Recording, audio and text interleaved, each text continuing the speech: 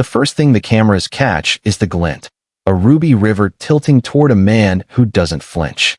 The Fairmont Grand's chandeliers scatter light across 1,000 sequins and one moment of naked arrogance. Lila Whitmore, third-generation social royalty and wife to the heir CEO of Whitmore Dynamics, tips her glass and lets the red spill over a stranger's crown like a benediction of contempt. A hush tears through the charity gala, the kind of silence that makes forks hover and eyes sharpen. People don't breathe, they record. The man beneath the wine doesn't raise his voice. He blots his jaw with a linen napkin, the way a surgeon might steady his hands before opening a chest. He looks up at her with a calm that does not ask permission. Interesting choice, he says gently. And the room, hungry for spectacle, leans closer. 12 hours earlier, Lila had entered this world like she owned the patents on Starlight. She was all angles and elegance, all lineage and lineage's appetite. The gala prided itself on impossible guest lists, decorated service members beside venture capital monarchs, brilliant founders beside quiet legends, a dozen agencies and a dozen more whispers. Whitmore Dynamics once sat at the center of that universe. Planes in the air, satellites awake, defense contracts anchored to their signature. But the old guard had felt the ground tilt. Drones, cyber, autonomy. The country's future was being built by different hands now, and the Whitmores needed a miracle to keep their empires from cracking under their own chandeliers. So Lila played the part she'd always played. She smiled with pearls and corrected people with buttered knives. She sent back a bottle for being too common, then sent back the server for being too familiar. She drifted from table to table, airing her definitions of hierarchy like perfume. And then she noticed him, a tall black man in an austere navy suit, his posture quiet as a verdict. He moved like someone no door had ever dared to close on him. People did not paw at him. They found him. Uniformed officials listened when he spoke. Two CEOs deferred with small nods. He did not jostle for proximity. Proximity hastened to him. Lila watched and felt something noiseless claw at her chest, some ancient reflex that confuses dignity with threat. Who seated him there? She asked her friend, the kind of social deity whose blessings shatter careers. DIU brought him. The friend murmured, and Lila heard the syllables without the meaning. Defense Innovation Unit. A gate no one jumps. In her head, it translated to quota. It translated to intrusion. To problem. By Atre, the stranger sat at table 12 with 3 officials whose lapel pins were instructions and a handful of founders who turned ideas into nations. He laughed once, low, brief, real, and the muscle in Lila's jaw twitched. At dessert, she rose with her glass and crossed the marble like gravity had chosen her as its favorite. Phones rose with her. The stranger's eyes met hers with an almond of kindness that should have saved her. It did not. What she said next the videos will remember in their own harsh light. She questioned credentials in a voice calibrated to humiliate. She used words that decades of PR can't sand down. She lifted the glass and poured. The wine ran like a signature through the man's collar. Someone gasped. Someone whispered. No, the stranger remained unshaken, dabbing at his cheek with that surgical patience, letting the room see him refuse to be dragged into the gutter. Very revealing, he murmured, as though noting an observation in a lab. He stood, and as he did, a Pentagon liaison, a colonel with hair like steel wire, pushed back her chair with respect that sounded like a salute. 2 founders straighten the way you do when your mentor enters the room. Lila felt the temperature shift, the way air shifts before weather. Beside her, her husband, Adrian Whitmore, cut through the crowd pale as paper.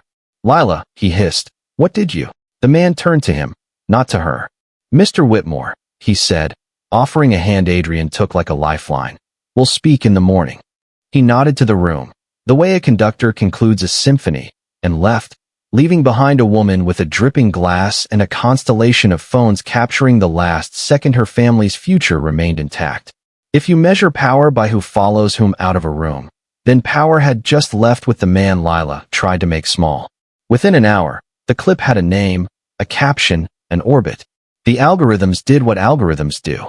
They found every angle, every syllable, every glint. They found Lila's interviews from last year where she confused tradition with entitlement. They found a staffer's anonymous review about a culture that ate the different for breakfast. They found Whitmore's stock ticker and pressed the red button. At 6:14 a.m., Adrian stared at pre-market charts diving like falcons. At 7:03, three subcontractors asked for clarifications. At 8:22, a request came from Washington for a 2 p.m. meeting, with names attached that made Adrian's palms go cold. At 10:01, Lila posted, "I defended standards. I won't apologize for protecting excellence." She might as well have poured a second glass. At 1:57, Adrian passed security gates that x-ray souls. At 2 o'clock on the dot, a door opened on a room where deals are written in ink no one sees. The man from the gala rose. No napkin now. Just a presence like a tripod. Unshakable, essential, exact. "Mr. Whitmore," he said, offering that same steady hand. "I'm Cole Avery, CEO, Resolute Systems." Adrian's breath stalled. Resolute. The company everyone had whispered about for months. The one with the black box autonomy that could fly swarms through storms. The one leading the $1 billion joint initiative everyone wanted and no one could win without. The rumor mill had said a partnership announcement was imminent. The rumor mill had not said the deciding signature belonged to the man his wife had drenched. The room waited.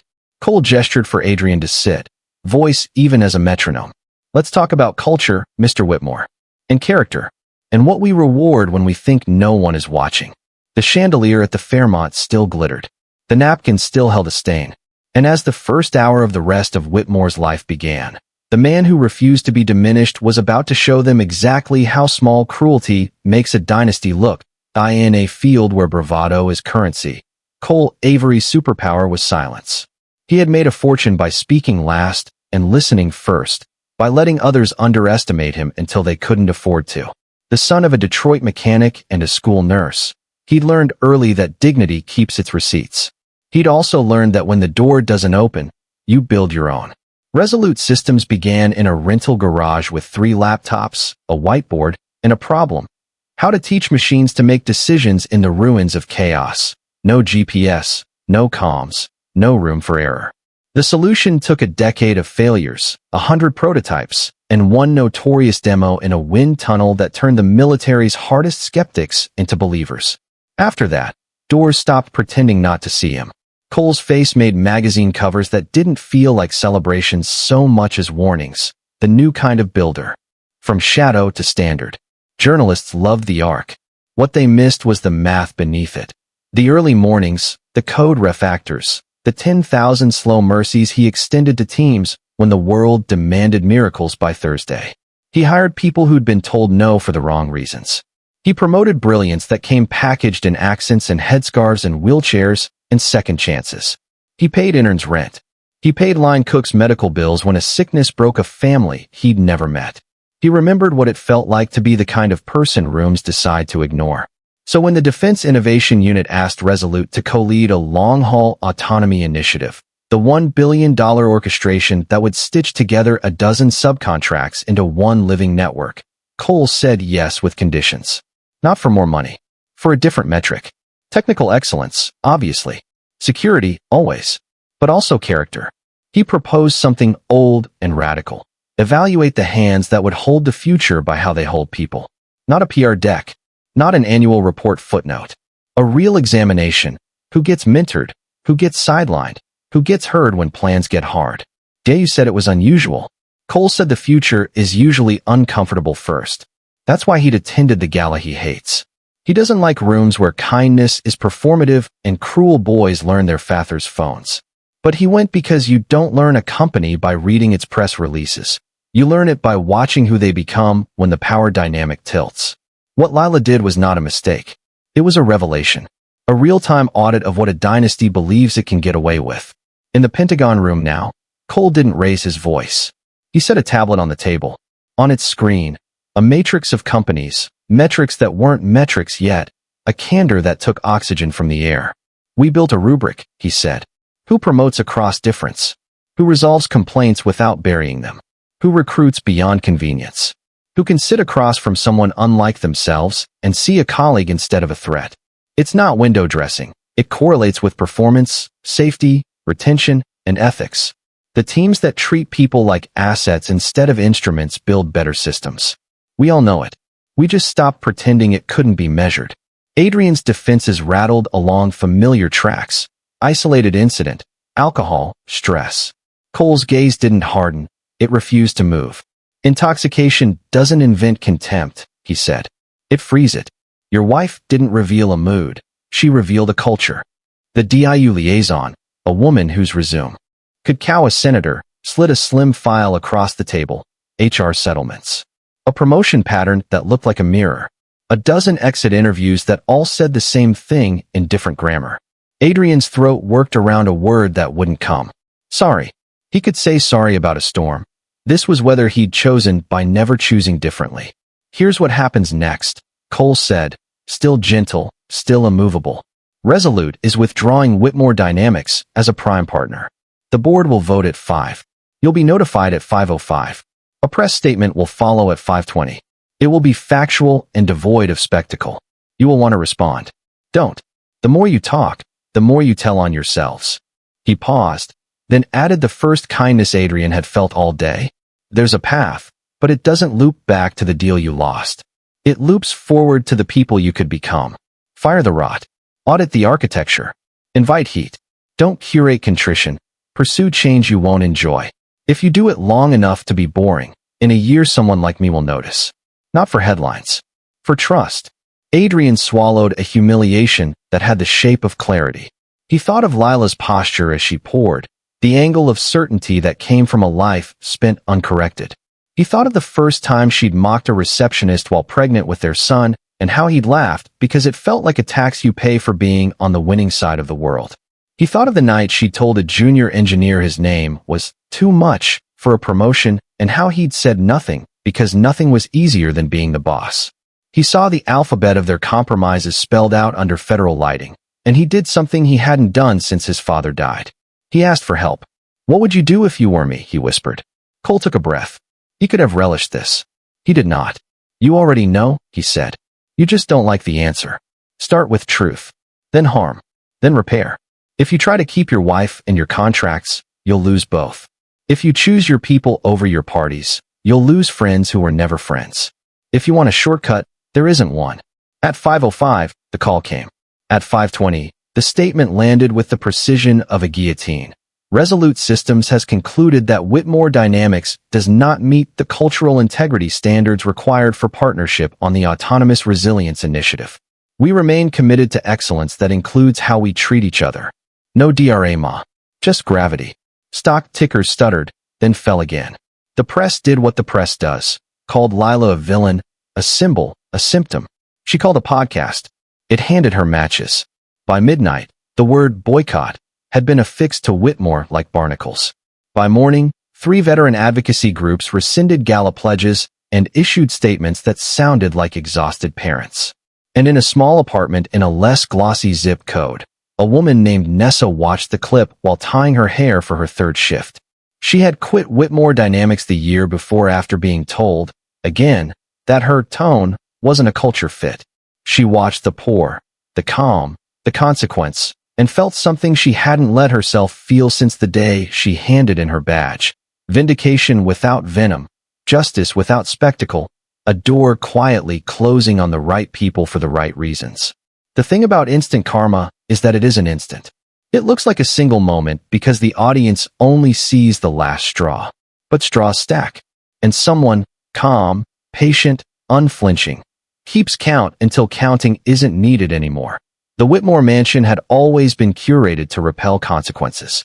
It was a museum of sanctioned memories, christenings and cotillions, christening gowns and cufflinks, 100 photographs where everyone's smile looked editorial.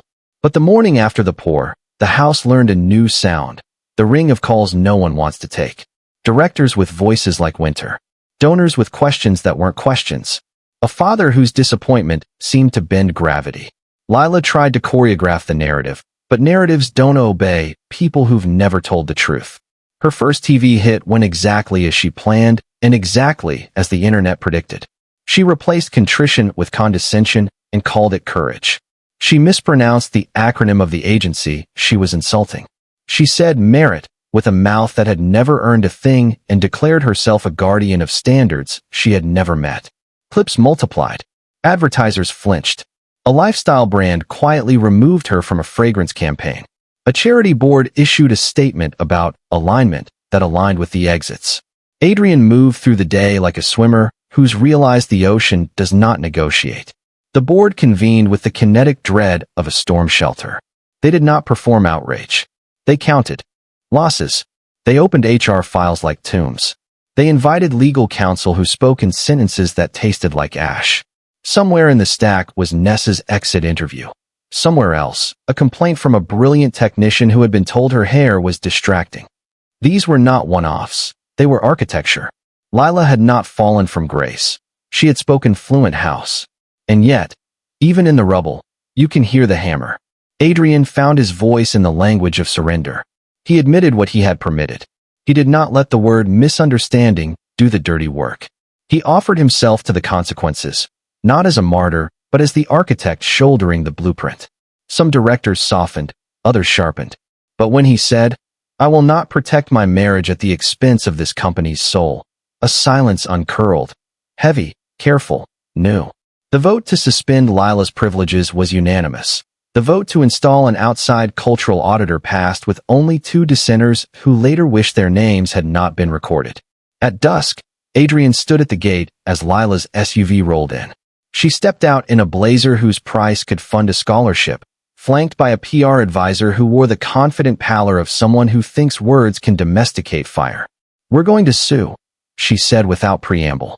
"Cole, Dio, Twitter, everybody." Adrian shook his head as if dislodging a stubborn nail. "We're going to apologize," he said, "and then we're going to shut up and learn." She laughed, a brittle sound that used to charm rooms into forgiveness. "You're weak," she said. "You're going to hand them our birthright to score points with people who could never afford a plate at our table." He exhaled slowly. "We built a table and forgot it was supposed to feed the nation," he said. "Not our appetite." When the divorce papers arrived 3 days later, served without ceremony, Lila tore through the pages like they'd confess a misunderstanding. They did not. The prenup she had bragged about signing, "because I'm romantic," held like a dam. Assets she believed were synonyms for her name were suddenly nouns with other owners. She called her father. He did not pick up. She called her mother. She did, but not to soothe. "Daughter," Eleanor said, voice threaded with a sadness that carried a century. "We don't survive this by insisting we are the storm. We survive by admitting the roof leaks and letting honest people fix it." The cultural audit began with a listening tour. Not a performative circle, but a series of rooms where people told the truth to clipboards that refused to become excuses. Stories stacked into systems.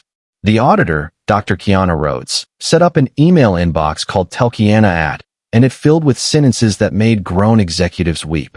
A black engineer described arriving at a meeting to be mistaken for catering.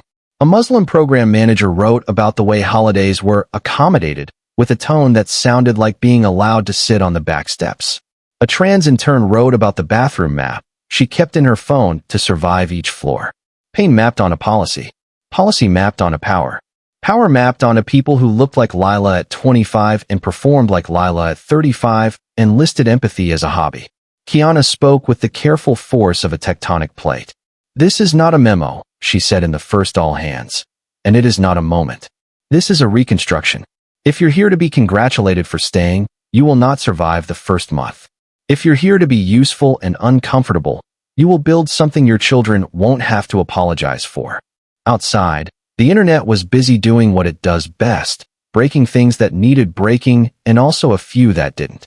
A line cook who had been tipped in advice by Lila 3 years ago posted a story that felt like a parable. A designer who had been told to tone down her voice posted a portfolio that opened doors the Whitmore name had closed. In a rented apartment, Lila scrolled through 1,000 versions of herself, memes and headlines and stitched video sermons, and felt the smallest seed of something she despised, doubt. On day 9, she went to the shelter. Not because she had become someone else, but because her attorney had advised it would look like growth. She wore sneakers because optics, not because comfort. She tied her hair back not because sanitation, but because cameras. Then an elderly woman asked for a second bowl so she could bring some to my girl down the block. She's too sick to walk. And Lila, who had choreographed rooms where caviar is plated with tweezers, carried soup through a door she would not have noticed a month ago. The woman at the end of the hallway had eyes like her grandmother's, alert, amused, unwilling to let pity alter the algebra of dignity. "You're the lady from TV," the woman said. "The one who thinks she's the main character." Lila opened her mouth to say the line. She'd rehearsed. Nothing came out but air. Sometimes the first step toward repair is not an apology. It's hearing the tone of your voice when your life isn't the topic. Culture doesn't change because a memo came embossed. It changes because ordinary days develop a new gravity. At Whitmore Dynamics, the first ordinary day of the new order began with stairs. Kiana moved the executive offices down 2 floors so directors would climb the same steps as the interns whose badges used to open fewer doors. She broke the executive cafeteria into vouchers redeemable anywhere and renamed policy exceptions what they were, favoritism. She hired a grief counselor because what they were doing would require people to admit the company they loved had loved them crooked. Adrian gave up his corner office for a glass box near the lobby. It wasn't for optics. It was to hear the building's pulse. He stopped accepting fit as a reason to kill a hire. He started asking managers to list the last 3 people they defended when it wasn't convenient and to explain what it cost them. He created a line item in the budget called repair and forbade finance from treating it like a rounding error. He met with every person who had filed a complaint in the last 5 years and said the same thing to each. "I believe you. Here is what we're doing. Here is where we failed. Here is where you can say no, and I will respect it." At Resolute, Cole refused victory laps. He added Whitmore Dynamics to a list titled Watch for Growth and sent it to his leadership team with a note. "We don't define people by their worst moment. We define partnerships by the work that follows." He visited a community college robotics program in Stockton and signed a pipeline agreement that promised internships to students who had never been invited to the rooms Lila used to haunt. He called a young founder whose pitch had been dismissed in a forum where polish is code for proximity, and he sent her a check with a single sentence attached. "Build it like everyone told you not to." The shelter taught Lila how to hold a ladle. Then it taught her how to hold her tongue. On week 3, Marcus, a former combat medic whose steadiness could anchor weather, asked if she would help at the job clinic. "It's not about handing out resumes," he said. "It's about sitting with people while the system pretends it doesn't recognize their faces." She sat with a mother who had 3 references and an eviction notice. She sat with a veteran whose discharge paperwork contained the wrong middle initial and a permanent delay.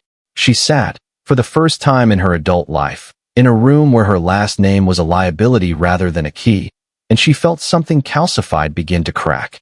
The internet, meanwhile, had grown bored. It had found a new villain, a new petition, a new clip to sanctify or demolish. Lila's notoriety receded into a manageable hum, and in the space where she had once fed on attention, hunger came for a new food. She began to read. Not the kind of reading you do to collect sentences you can spend later, but the kind that makes you return to your childhood and rearrange the furniture. She read about redlining and thought about her family's real estate arm. She read about code switching and thought about the jokes she'd demanded around dinner tables. She read a thread by a young engineer named Nessa and did not recognize herself until she did. On a Tuesday that smelled like rain, Lila emailed Nessa. The subject line was 2 words, "I'm sorry." The body was a paragraph that did not ask for absolution. It asked for a meeting where the person who had wielded power could hear from the person she had hurt without defense. Nessa replied days later. "I don't owe you education," she wrote, "but I owe myself a chance to say aloud what you made me swallow." Coffee. 30 minutes. Come alone. They met in a cafe where the barista knew Nessa's order and barely noticed Lila's. The conversation was not cinematic. It was complicated, embarrassing, halting, human. Nessa described the way Lila's office had absorbed her brilliance while starving her autonomy. She described the thin paper cuts, jokes about hair, holidays, names, that bled into a hemorrhage. She described watching the poor and feeling the addicting rush of being proven right and the awful aftertaste of despair. "Because if people only change when they're punished," she said, "we're going to need more punishment than any of us can survive." Lila did not deflect. She took notes, literal notes, because her memory had always been kinder to herself than the world deserved. When Nessa left, she left a small bill in the tip jar and a sentence that would take Lila months to stop hearing in the nights. "If you ever get another room, remember it isn't yours. At Whitmore Dynamics, change continued to accrue like interest.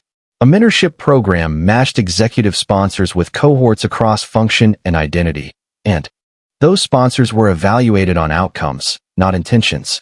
Performance reviews stripped out likability as a criterion and replaced it with collaboration recognized by peers, measured by artifacts rather than vibes.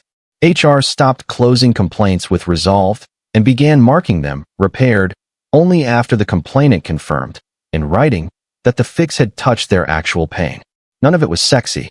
All of it was salvation. A year is not long enough to rewrite a lineage, but it is enough to prove direction. 12 months after the pour, the Whitmore lobby displayed a wall that did not exist before, a simple, unadorned installation titled Commitments Kept. It listed policy changes and the dates they moved from sentence to standard. A CFO who had once fought to keep diversity work off the balance sheet now reported its ROI to investors, and the numbers didn't whisper, they sang.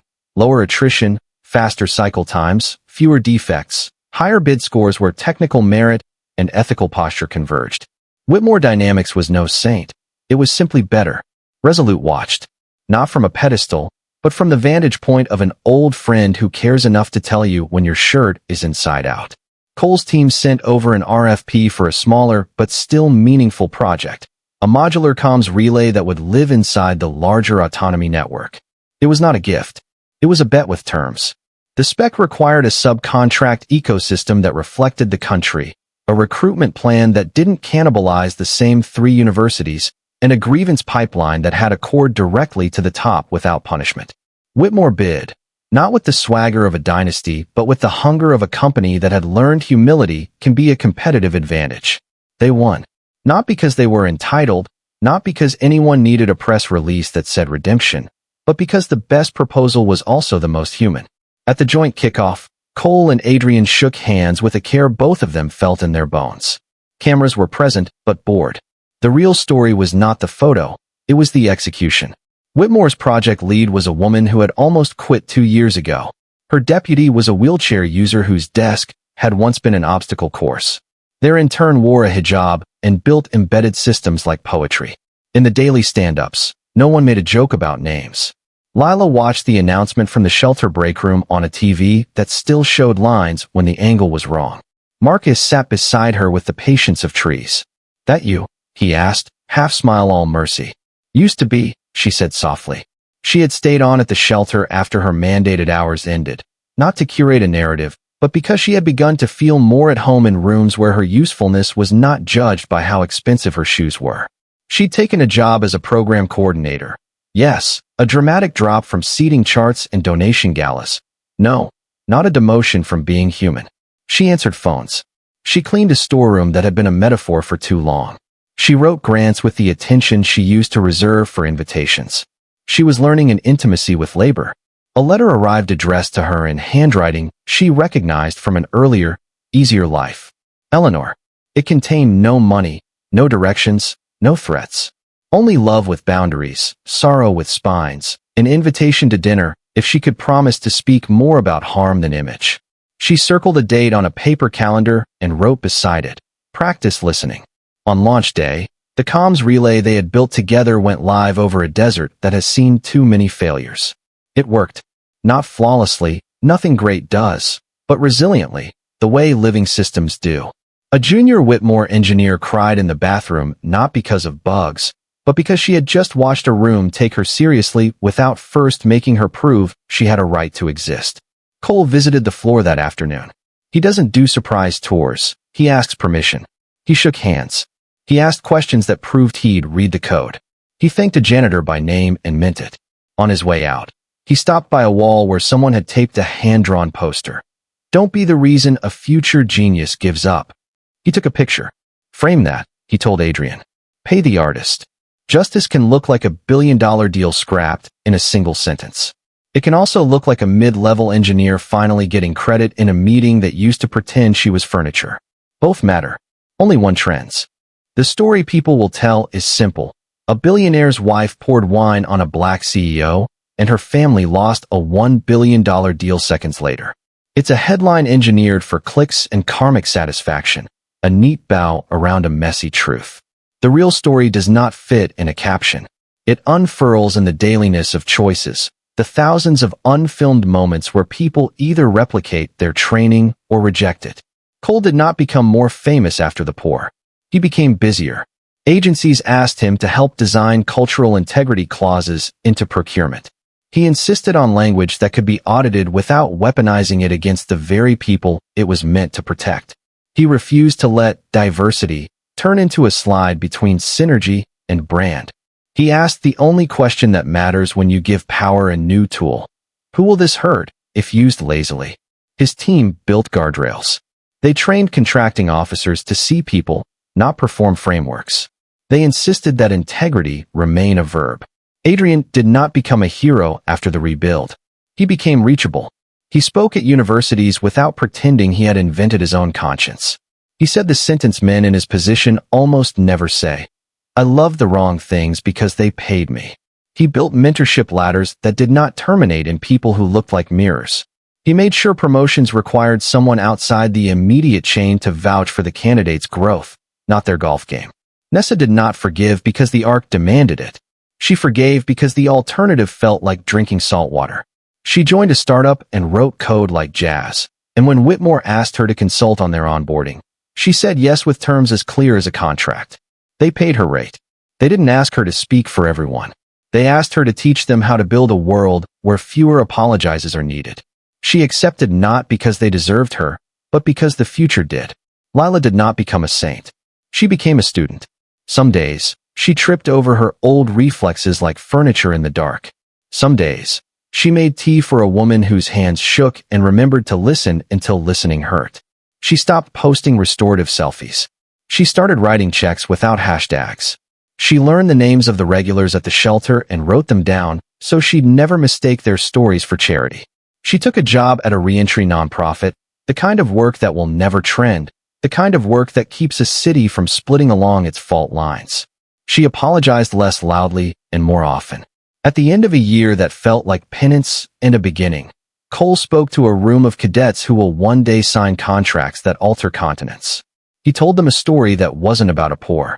He told them about his mother's hands, how they smelled like bleach and peppermint when she came home from a double shift, and how she used to say, success is not how big your house is. It's whether people feel safe when you walk into a room.